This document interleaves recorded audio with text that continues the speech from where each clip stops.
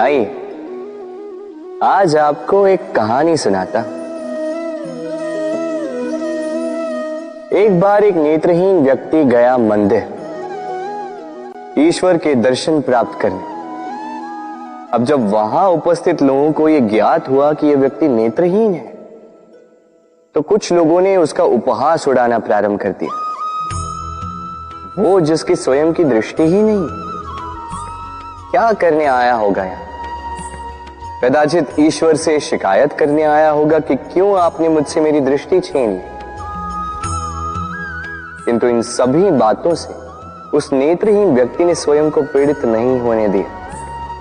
वो मुस्कुराया और उसने केवल एक बात कही, माना कि मेरे भाग्य ने मुझसे मेरी दृष्टि छीन ली, किंतु मैं अभागा नहीं, क्योंकि मेरा ईश्वर वो मुझे देख सकता है।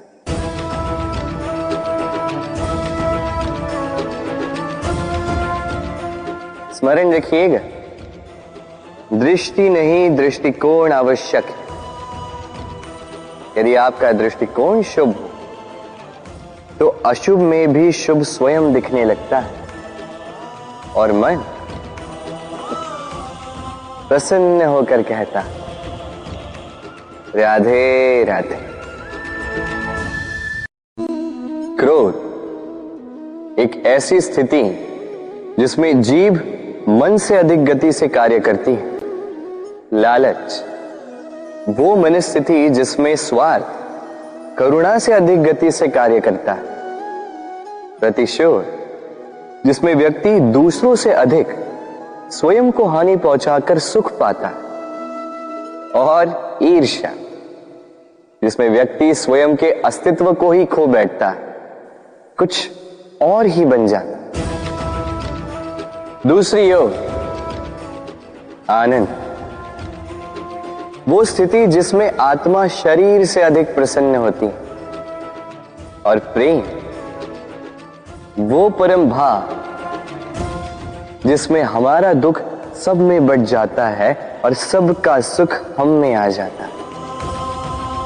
तो आपको क्रोध, ईर्ष्या, लालच और प्रतिशोध में रहना है या आनंद में रहकर प्रेम से जीवन व्यतीत करना है? निर्णय आपका है, क्योंकि मैं तो अपना निर्णय कब का ले चुका। राधे राधे। यदि जांचने जाओ तो ऐसा कोई रत्न नहीं जिसमें कोई खोट ना हो, किंतु यदि मन में बसा तो प्रत्येक रत्न हमारे लिए सर्वश्रेष्ठ। यदि परखने जाओ तो संसार में ऐसा कोई जीव नहीं जो सर्व से अधिक विषैला, किंतु यदि मानो तो ऐसा कोई जीव भी नहीं जो सर्व से अधिक सरल हो, जो केवल अपने पथ पर चलता है, जानकर किसी को हानि नहीं पहुंचाता। उसी प्रकार मनुष्य,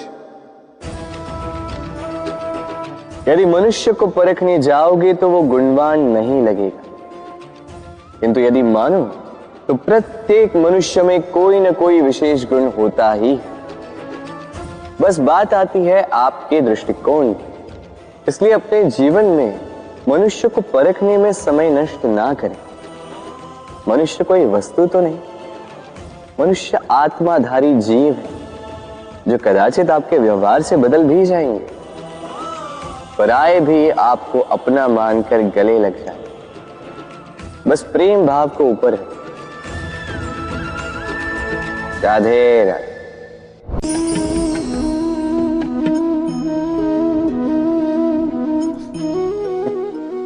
इस पात्र का महत्व हमारे जीवन में हम भली भांति जानते हैं। गर्मी की ऋतु में ये हमारी प्यास बुझाता है, शीतल जल को जैसे अमृत बनाकर हम तक सौंपता है। किंतु इस पात्र को बनाया कैसे जाता है? क्या इस प्रक्रिया के विषय में आपको ज्ञात है? सर्वप्रथम कुम्हार स्वयं के पैरों से माटी को गूंथता है, मथता है, फिर उसके पश्चात उसे एक चाक पर चढ़ाकर उसके पश्चात उसे चाक पर चढ़ाकर घुमाता है, फिर उसके ऊपर बाहर से प्रहार करता है और साथ ही भीतर से सहारा भी देता है ताकि ये मटका टूटे। फिर अपनी ही बनाई रचना को जलती हुई भट्टी में छोड़ देता है तपने के लिए, और उसके पश्चात शीतल जल देने वाला ये पात्र हमें प्राप्त होता है।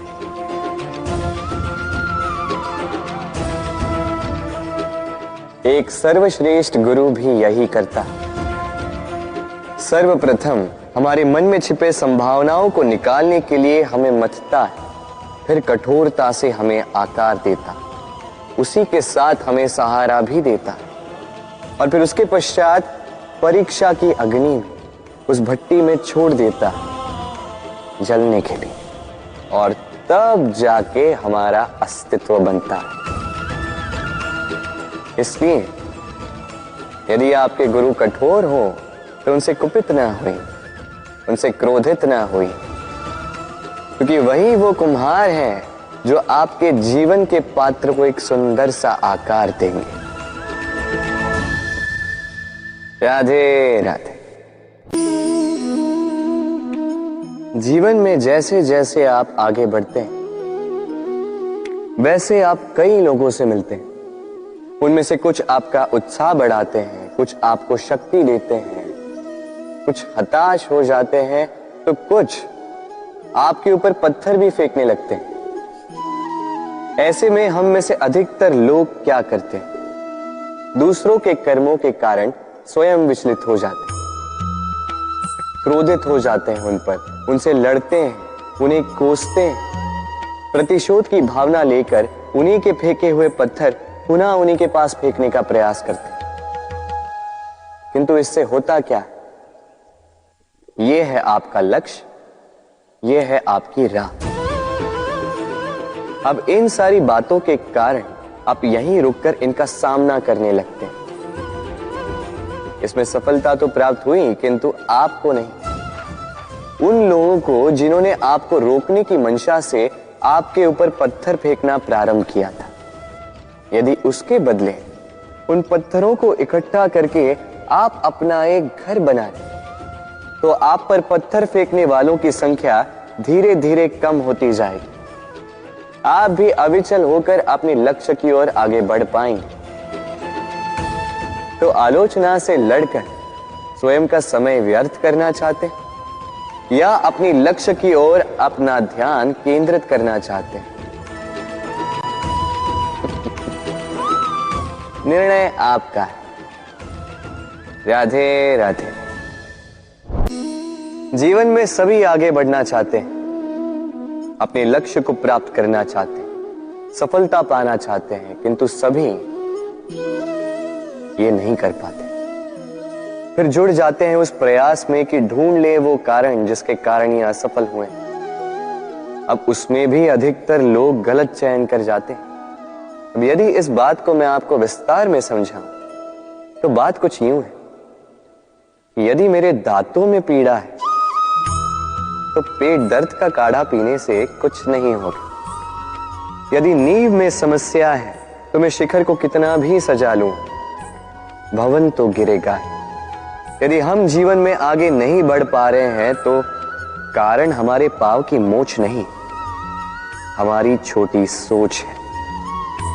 यदि हम अपना भाग्य, अपना भविष्य नहीं लिख पा रहे हैं तो इसका कारण टूटी हुई कलम नहीं, औरों से जलन।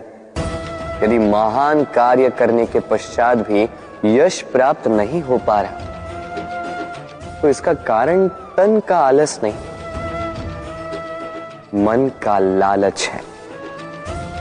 इसलिए सर्वप्रथम अपनी असफलता का कारण उचित प्रकार से समझें और फिर उचित प्रकार से उस दिशा में प्रस्थान करें। आपको सफलता अवश्य प्राप्त होगी, कोई आपको रोक नहीं पाएगा। बस प्रेम से कहते रहो राधे राधे। जीवन में हम अपनों के लिए, हमारे प्रियजनों के लिए सदा कुछ अच्छा करना चाहते हैं, उन्हें प्रसन्न करने के लिए कई बार उन्हें भेंट देते, और भेंट देते समय एक विचार सदा मन में रहता है कि यह भेंट विशेष होनी चाहिए, ये भेंट सुंदर होनी चाहिए, मूल्यवान होनी चाहिए, ऐसी भेंट होनी चाहिए जो सदा के लिए उन्हें स्मरण रहे।